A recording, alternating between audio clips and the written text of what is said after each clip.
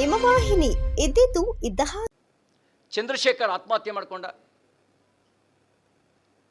ತಿಮ್ಮೇಗೌಡ ಆತ್ಮಹತ್ಯೆ ಮಾಡಿಕೊಂಡ, ಪ್ರಾಮಾಣಿಕ ಅಧಿಕಾರಿಗಳು.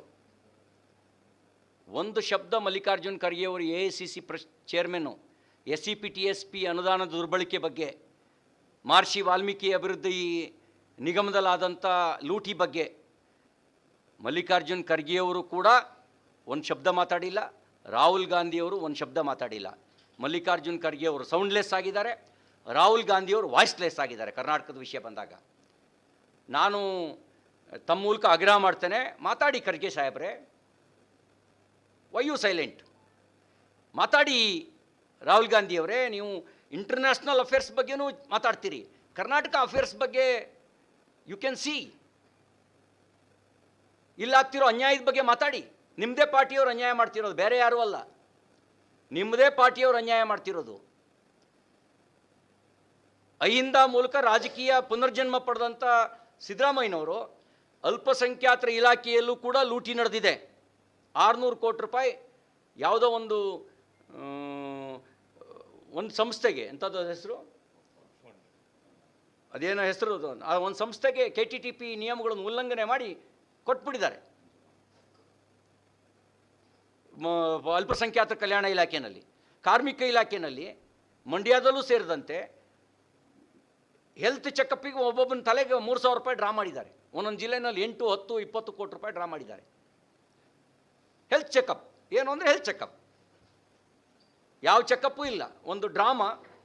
ಆ ಹೆಲ್ತ್ ಚೆಕಪ್ಪಿನ ಡ್ರಾಮಾ ಮಾಡಿ ದುಡ್ಡು ಡ್ರಾ ಮಾಡ್ಕೊಂಡಿದ್ದಾರೆ ಕಾರ್ಮಿಕ ಇಲಾಖೆಯಲ್ಲಿ. ಟೆಂಡರ್ ಹಗರಣ ನಡೆದಿದೆ. SHDPನಲ್ಲಿ 4,000 ಕೋಟಿ ರೂಪಾಯಿ ಟೆಂಡರ್ ಹಗರಣ, ನಿಯಮ ಉಲ್ಲಂಘನೆ ಮಾಡಿಕೊಟ್ಟಿದ್ದಾರೆ. BBMPನಲ್ಲಿ 2,000 ಕೋಟಿ ರೂಪಾಯಿನ ಟೆಂಡರ್ ಹಗರಣ, ಅಲ್ಲೂ ನಿಯಮ ಉಲ್ಲಂಘನೆ ಮಾಡಿಕೊಟ್ಟಿದ್ದಾರೆ. ಈ ಎಲ್ಲ ಹಗರಣಗಳಿದ್ದಾಗಲೂ ಕೂಡ ಸನ್ಮಾನ್ಯ ರಾಹುಲ್ ಗಾಂಧಿಯವರು ಸೈಲೆಂಟ್, AICC ಚೇರ್ಮನ್ ಸೈಲೆಂಟ್.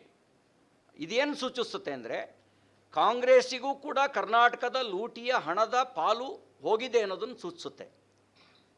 ಇಡೀ ಹೈಕಮಾಂಡ್ ದಿಗಿಲ್ಗೊಂಡಿರೋದನ್ನು ನೋಡಿದಾಗ, ನಮ್ಮ ಪಾದಯಾತ್ರೆ ಕೈಗೆತ್ಕೊಂಡ ನಂತರ ಅವರು ದಿಗಿಲು ಬಿದ್ದಿರೋದು ನೋಡಿದ್ರೆ ಮತ್ತು ಭ್ರಷ್ಟಾಚಾರದ ಸಮರ್ಥನೆಗೆ ನಿಂತಿರೋದು ನೋಡಿದ್ರೆ, ಭ್ರಷ್ಟಾಚಾರದಲ್ಲಿ ಕಾಂಗ್ರೆಸ್ಸಿಗೂ ದೊಡ್ಡ ಪಾಲು ಸಿಕ್ಕಿದೆ ಅನ್ನೋದನ್ನು ಇದೆಲ್ಲವೂ ಸಮರ್ಥಿಸುತ್ತೆ. JDS BJP ಪಾದಯಾತ್ರೆ ಶಾಪ ವಿಮೋಚನೆ ಮಾಡ್ತಿರೋ ಪಾದಯಾತ್ರೆ ಅಂತ DKC ಶಂಕೆ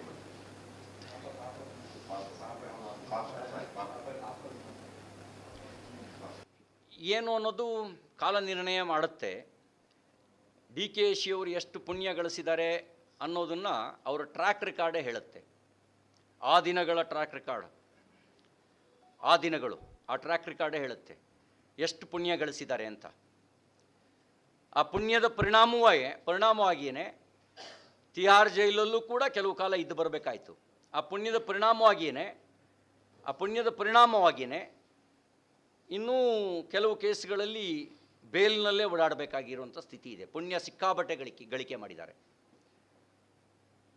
ಮತ್ತು ಆ ಪುಣ್ಯವನ್ನು ಸಂರಕ್ಷಣೆ ಮಾಡ್ಕೊಳ್ಳೋಕ್ಕೋಸ್ಕರನೇ ಅವರು ಸಮರ್ಥನೆ ಮಾಡಿಕೊಂಡು ಸಭೆ ಮಾಡ್ತಾಯಿದ್ದಾರೆ. ವಿಧಾನಸಭೆ, ವಿಧಾನ ಪರಿಷತ್ನಲ್ಲಿ ನಮ್ಮ ಪ್ರಶ್ನೆಗಳಿಗೆ ಉತ್ತರಿಸಲಾಗದೆ ಓಡಿಬಂದು, ನಮ್ಮ ಪ್ರಶ್ನೆಗಳನ್ನು ಎದುರಿಸಲಿಕ್ಕಾಗದಲೇ ಪಲಾಯನ ಮಾಡಿ, ಈಗ ಇಲ್ಲಿ ಹೊರಗಡೆ ಬಂದು ಭ್ರಷ್ಟಾಚಾರದ ಸಮರ್ಥನೆ ನಿಂತಿದ್ದಾರೆ. ಸುದ್ದಿ 3 ವಾಹಿನಿಯ ಹೆಚ್ಚಿನ ಮಾಹಿತಿಗಾಗಿ ಸಬ್ಸ್ಕ್ರೈಬ್ ಆಗಿ ಹಾಗೂ ಬೆಲ್ ಬಟನ್ ಒತ್ತಿ.